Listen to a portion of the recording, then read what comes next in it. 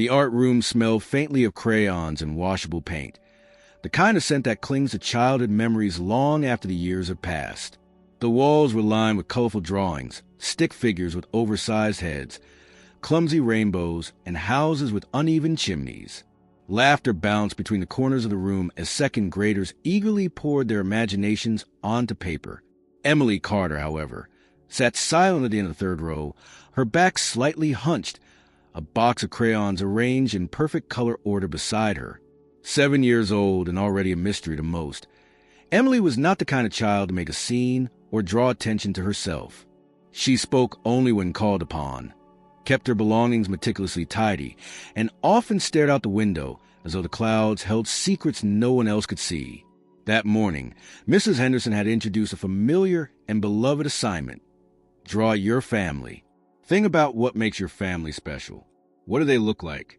What do you do together? Use as many colors as you want, she had said, clapping her hands once to mark the start of the activity.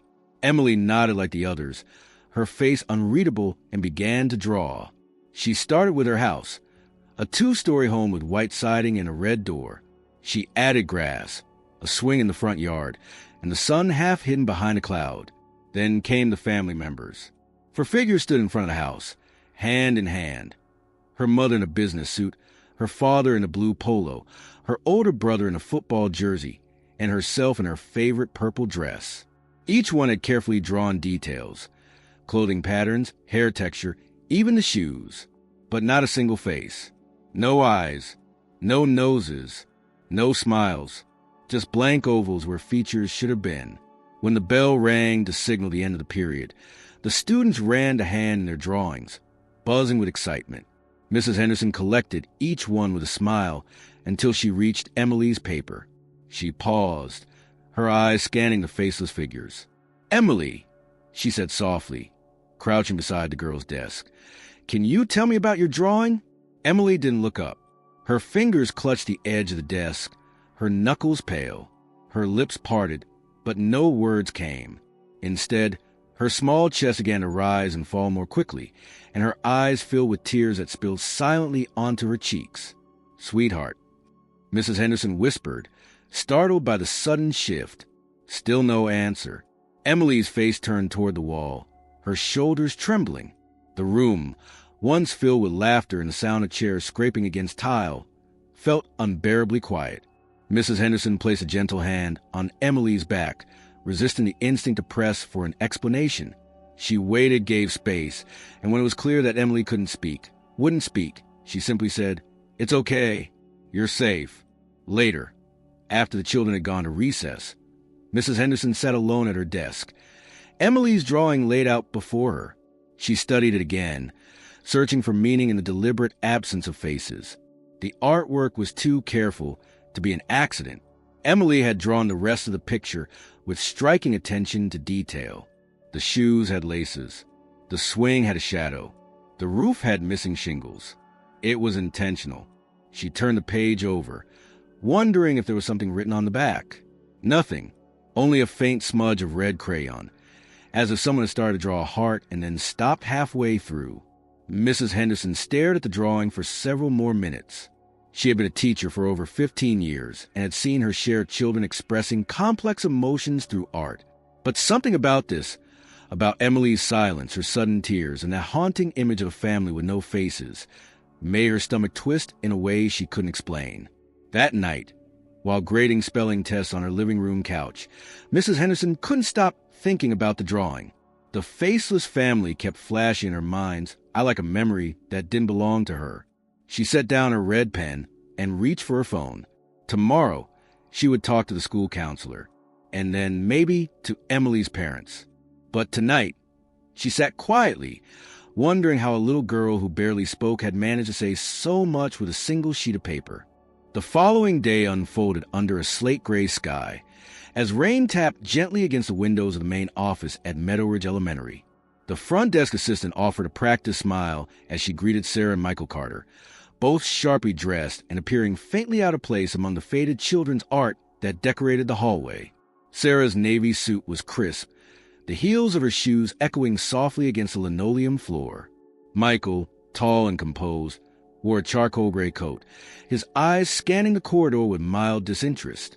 Mrs. Henderson waited near the door to the counselor's office, her hands folded tightly in front of her. She nodded politely when the Carters approached, leading them into the small room where the school counselor, Ms. Delaney, waited with a warm but professional demeanor. The room was modest, bookshelves lined with titles on child development, a few plush toys in a corner, and 2 chairs opposite a small couch. "Thank you both for coming on such short notice." Ms. Delaney began as a Saturday. "We wanted to speak with you regarding something that happened during art class yesterday." Sarah exchanged a quick glance with her husband. "Is this about Emily's drawing?" she asked, her tone calm but clipped. "Yes," Mrs. Henderson said gently. "We noticed she drew her family, without any faces. When I asked her about it, she became very upset and started crying." She couldn't respond.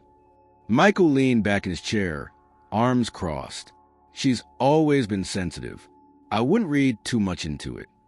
But she's not usually disruptive, is she?" Sarah added, frowning.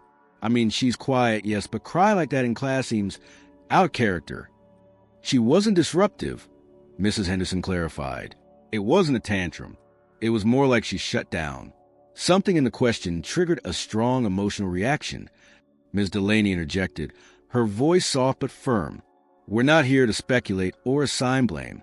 We just want to understand what Emily might be experiencing emotionally. Children express a lot through art, especially when they're unable or unwilling to use words. The absence of faces, the crying. These are often signs of emotional distance or a feeling of invisibility." "Invisibility?" Michael asked, raising an eyebrow. "Not being seen for who she really is," Ms. Delaney explained. "It doesn't necessarily mean anything is wrong at home, but it may suggest she feels a lack of emotional connection or safety in expressing herself." Sarah's fingers tightened around the strap of her purse. "We are very involved in Emily's life. She has a structured routine. We ensure she gets everything she needs: education, extracurriculars, time with family. We're not neglectful. Structure is important," Ms. Delaney agreed. "But so is emotional availability. We're just hoping to open a dialogue and see how Emily is feeling in her own words. Have you noticed any changes in her behavior at home?" "She's been a bit quieter," Michael admitted, his voice lower now, more withdrawn, "but she's never been outgoing. She plays in her room, reads books, nothing alarming. We asked how her day was, and she usually says fine or good," Sarah added.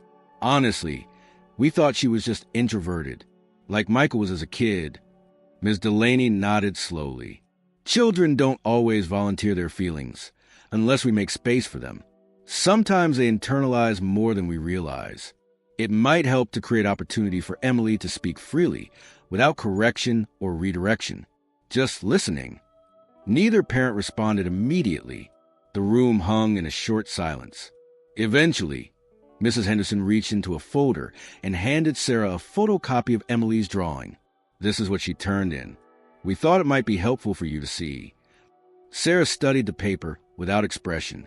Michael leaned closer.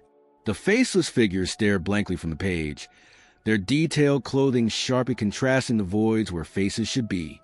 Michael exhaled. Maybe she's just experimenting with style. Kids draw weird things all the time. Sarah, however, didn't look away from the image. Her eyes narrowed, scanning every crayon stroke, every blank oval. "No," she murmured. "This wasn't random." At that moment, the bell rang distantly in the hallway. Children's voices filtered in from classrooms, rising like a tide. The parents stood, still holding the copy of the drawing. "We'll talk to her," Sarah said, her voice quieter now. "We encourage that," Ms. Delaney replied. "And if you're open to it, we can connect you with a family therapist. Sometimes just having a neutral space for expression can make a big difference." Michael nodded curtly. Sarah gave a more thoughtful, hesitant nod. That evening, back at the Carter household, a pristine, 2-story home in a quiet Portland suburb, Emily sat cross-legged on her bedroom floor, coloring in the corner of a notebook. The walls were decorated with carefully arranged posters, her bookshelf alphabetized, her bed perfectly made. Everything in its place. The door opened without a knock. Her mother entered, removing her earrings as she spoke. "Emily, we need to talk about something." Emily didn't look up. Sarah sat on the edge of the bed, smoothing her skirt. "Your teacher showed us your drawing." Still no response. "It was very well done," Sarah continued. "The details were thoughtful." Emily's crayon stilled, but she didn't turn around. "We noticed the faces were missing. Your teacher said you got upset when she asked about it." The little girl's voice came as a whisper. "They don't have faces." Sarah hesitated. "What do you mean?" Emily's shoulders curled slightly inward. "Because I can't see them anymore." A silence settled over the room, denser than anything Sarah had expected. She stood at a loss and quietly left. Later that night, after dinner and homework and the mechanical rituals of bedtime, Emily retrieved her diary from beneath her pillow. She opened to a blank page and wrote in neat, childlike handwriting, "If they don't see me, then how can I remember them?" She closed the book slowly and turned off her lamp. Down the hall, her parents sat in separate chairs in the living room, both silent, the drawing still lying between them on the coffee table like a puzzle they didn't know how to solve. The days that followed unfolded in quiet tension. At school, Emily grew even more withdrawn, though Mrs. Henderson took great care to not confront her directly. She simply observed how Emily lingered near the windows during recess, how she traced shapes on her desk when she thought no one was watching, how she always finished her assignments with perfect spelling and crisp lines but never spoke unless spoken to. It was not the silence of shyness. It was a kind of silence that felt curated, controlled, as if Emily had learned long ago that being noticed came with consequences. Mrs. Henderson, troubled by the undercurrent she couldn't yet name, began assigning more open-ended creative tasks to class. One day, she asked them to draw a place where they felt safe. Another day, she asked them to write a story with a surprise ending. When it was Emily's turn to share, she never volunteered. But her work always arrived on time, meticulously done, and always left Mrs. Henderson with a lingering sense of unease. In one drawing, Emily had depicted a tiny figure, herself, sitting alone in a dark corner of a room. Surrounding her were tall, dark shapes with no features, leaning over her like silent towers. They weren't monsters or ghosts. They were too human in their posture, too carefully drawn. The message was implicit. Whatever frightened Emily didn't come from fantasy. It came from reality. Mrs. Henderson kept each drawing, each short story, each quiet signal. She had started a file, unofficial but necessary, feeling the slow certainty that something beneath the surface was beginning to crack. At home, the air was sterile with precision. Dinner was served at 6 o'clock sharp. Emily was expected to wash her hands, sit up straight, and eat without complaining. Her parents asked her how her day was, but the questions were formulaic, and they expected answers no longer than a sentence. Michael would glance at his phone between bites, skimming work emails. Sarah would comment on Emily's grades or upcoming assignments, always with a tone of pride laced with subtle urgency. "You're so smart," she said one evening, passing the salad bowl. "Top of your class. You could get into any school if you keep this up." Emily nodded. "I was thinking of signing you up for that math enrichment program," Michael added. "Saturday mornings, just for a few weeks." Emily's fork paused midair. "I like Saturdays," she said softly. "I like to draw then." "You'll still have time to draw," Sarah replied quickly. "But it's important to build your skills early. It's competitive out there." Competitive. Skills. Potential. These were the words Emily heard most often. But she had never heard her parents ask her what made her happy. No one asked about her dreams, her fears, her thoughts that lived between the spaces of their expectations. She was a checklist they were trying to complete. That night, when her parents were asleep, Emily tiptoed into the hallway and stood at the edge of their open bedroom door. They were both turned away from each other in bed, the glow of a phone screen dimming in Michael's hand. The room was quiet except for the faint hum of the air purifier. Emily didn't speak. She only watched for a moment, then turned and went back to her room, locking the door behind her. In class the next day, Mrs. Henderson announced another art project. This time, a mural to be painted on the school sidewall, a collaborative effort where each student would contribute one piece representing how they saw themselves. As students buzzed with excitement, Emily sat still, staring at her sketchbook as if it were a locked door she wasn't sure how to open. Mrs. Henderson knelt beside her. "You don't have to draw what others expect, Emily. Just what you feel. That's enough." Emily didn't respond, but her eyes flickered. That afternoon, she handed in her preliminary sketch without a word. The drawing was of a girl standing beneath a heavy sky, holding an umbrella too small to cover her. Around her were words written in faint pencil. Smart, polite, talented, perfect. Each word was raining down like stones. Mrs. Henderson studied it long after the bell had rung. She thought again about contacting the counselor, but hesitated, not because she doubted the need, but because she sensed Emily was on the verge of saying something herself, if only someone gave her the right space to speak. Meanwhile, at home, things continued with mechanical regularity. Sarah had begun to notice small changes, though she didn't voice them out loud. Emily no longer brought her drawings into the living room to show her. She had stopped asking questions about bedtime stories. And her diary, which once sat on a bedside table, was now hidden, though Sarah had once found it under the mattress while changing the sheets. She didn't read it, not fully, just enough to see a page with the words, "Sometimes I pretend I'm someone else, so I don't disappear." She said nothing to Michael. She didn't even mention it to Emily. Instead, she tucked the diary back into its hiding place and walked out of the room as if she hadn't seen it. But the sentence stayed with her all day, gnawing at the edges of her mind.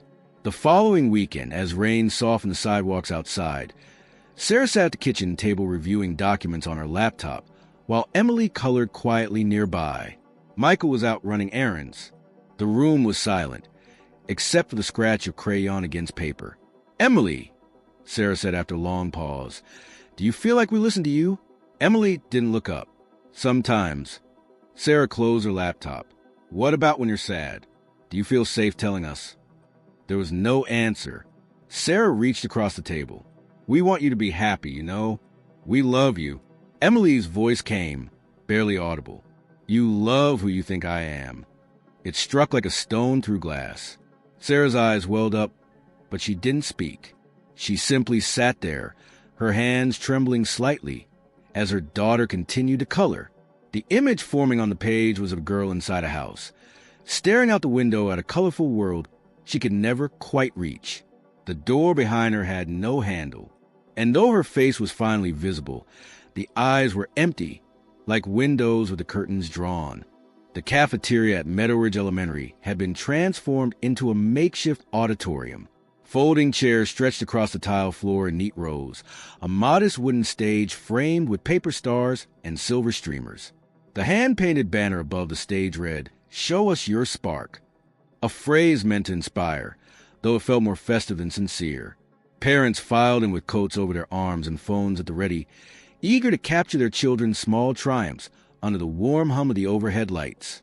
Sarah and Michael arrived just before the start, seating themselves in the middle row. Michael had taken the evening off, silencing his phone for once, and Sarah had rescheduled a client meeting to be there on time. Their expressions were neutral, polite, even proud, but underneath, a quiet discomfort lingered. Emily had said little about the event all week, offering only that she had signed up and would be sharing something. She hadn't said what. She hadn't asked for help preparing. That wasn't unusual. What unsettled Sarah was how calm she'd seemed. Too calm, too distant, like someone who'd already made up her mind about something. Backstage, the students clustered nervously. Some wore costumes. Others held instruments or props. Emily stood apart from the others, clutching a small wooden box to her chest. She had tied her hair back with a purple ribbon and worn her plainest dress. No sparkles, no flowers, just simple cotton and quiet intention. She was not nervous. She was certain. This moment had lived in her mind for weeks, slowly taking shape as her emotions pushed against the silence she'd been taught to maintain. Mrs. Henderson spotted her waiting in the wings and gave a gentle nod.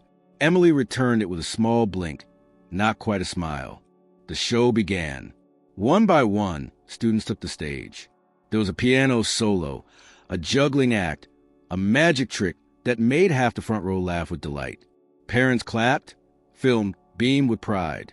But in the middle of the program, after a brief pause and lights, Emily's name was called.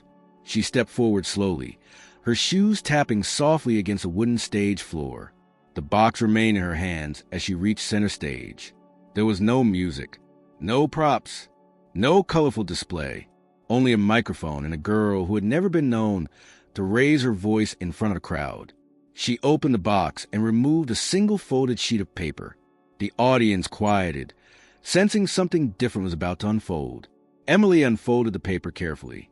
She raised her eyes, not to the crowd, not to her teacher, not even to her parents, but somewhere beyond them, to a place she had kept locked deep inside. Then she began to read.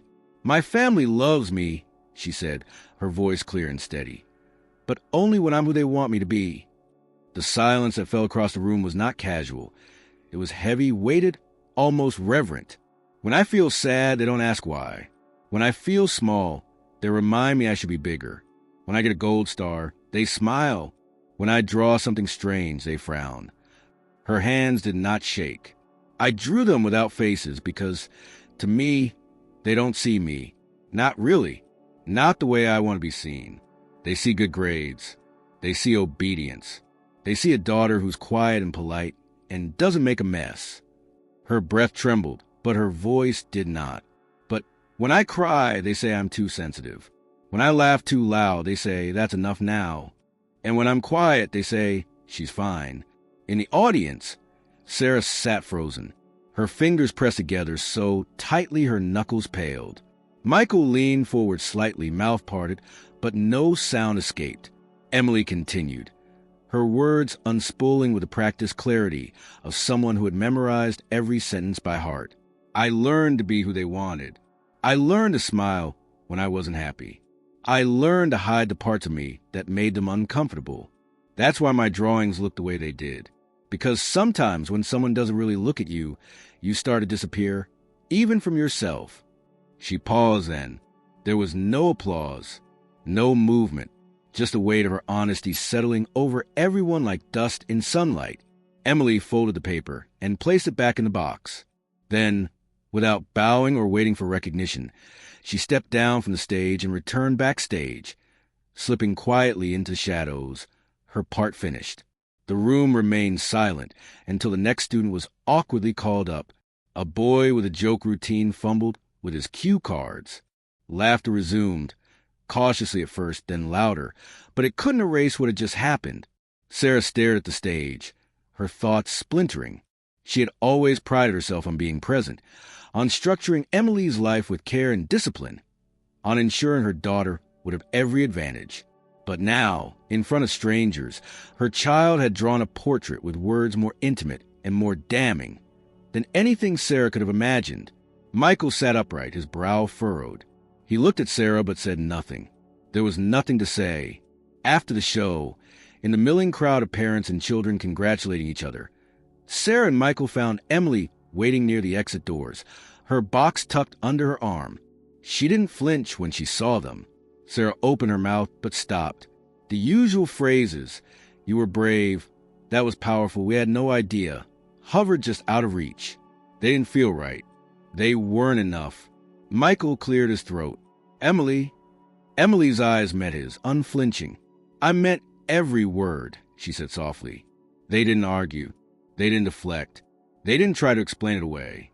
They walked to the car in silence. That night, Sarah lay awake for hours. The bedroom felt colder than usual. On the nightstand, she kept glancing at the family photo framed in silver, the one where all of them were smiling, posed, perfect. For the first time, she wondered what Emily had seen when that photo was taken. Not the clothes or the smiles, but the absence behind the eyes. The part that couldn't be captured by any lens. The part that Emily had finally found the courage to reveal. Not with anger or rebellion, but with a quiet truth so devastating it left the room changed. And maybe if they were brave enough, it could leave them changed too. The Sunday after the talent show was unusually quiet in the Carter household. No one mentioned the event. No one brought up the speech. Breakfast was eaten in silence, the sound of forks scraping against plates taking the place of conversation. Outside, The Portland skies were overcast again, low clouds stretching across the horizon like a thick gray sheet, muting even the morning light. Emily sat at the kitchen table, drawing without speaking. Her paper was blank for long minutes, until her pencil finally moved. Across from her, Sarah watched in intervals, sipping cold coffee, her laptop unopened for once. Michael was in the den, pretending to read the news on his tablet, though he hadn't flipped a page in 20 minutes. They were all suspended in a new, unfamiliar space, a place between recognition and action. Later that afternoon, after another long stretch of silence, Sarah made a call. Mrs. Henderson answered on the third ring. "I think we're ready," Sarah said. Her voice didn't waver, but it held something it rarely did: vulnerability. "Do you still have the contact for the counselor you mentioned?" The family sessions began 2 weeks later. The room was warm, softly lit, with mismatched chairs and a box of tissues on every surface, as though someone had once decided it was better to expect tears and pretend they wouldn't come. The therapist, Dr. Anika Reyes, had an unhurried presence. She spoke slowly and never pushed.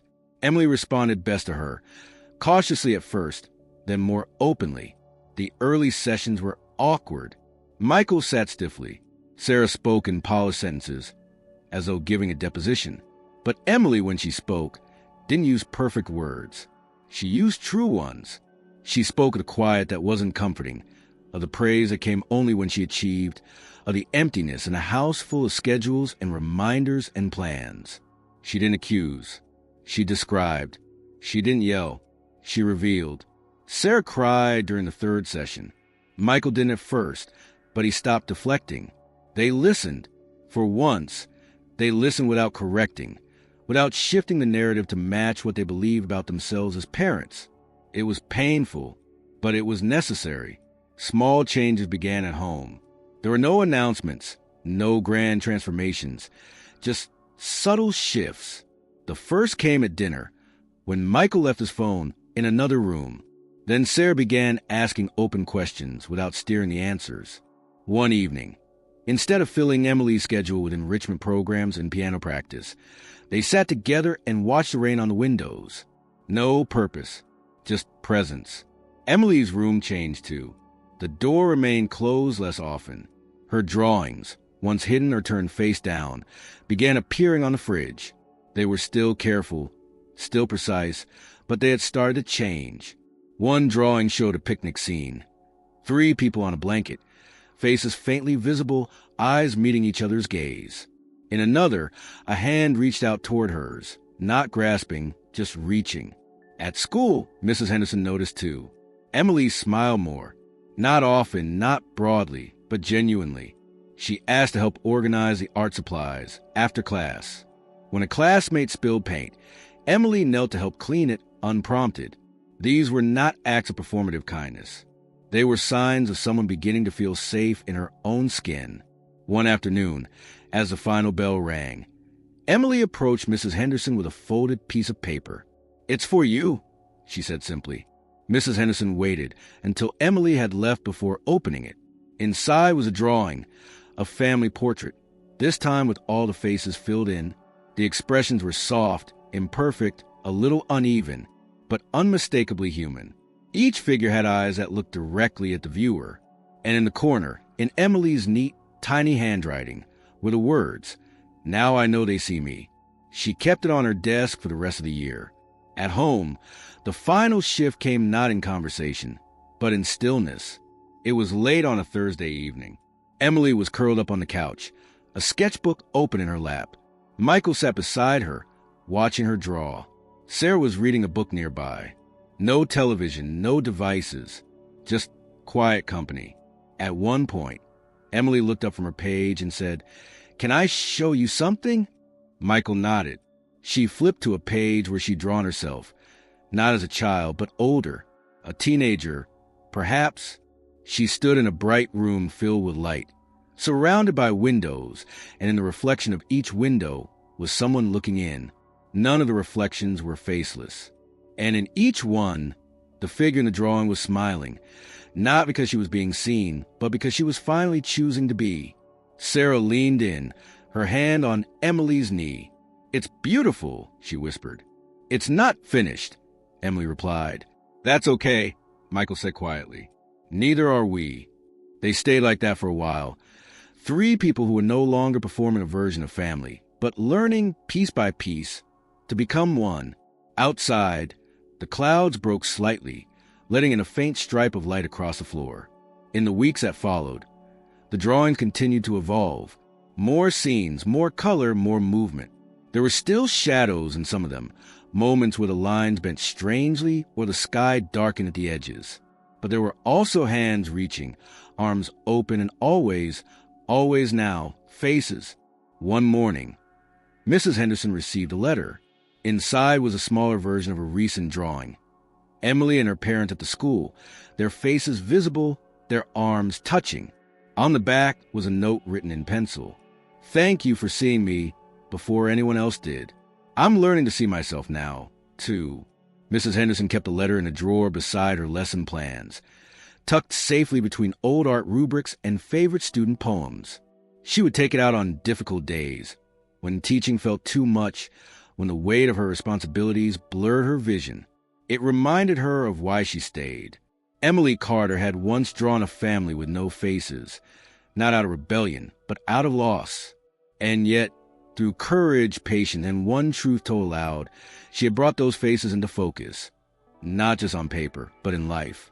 And in that quiet miracle, something rare had bloomed, not resolution, but recognition.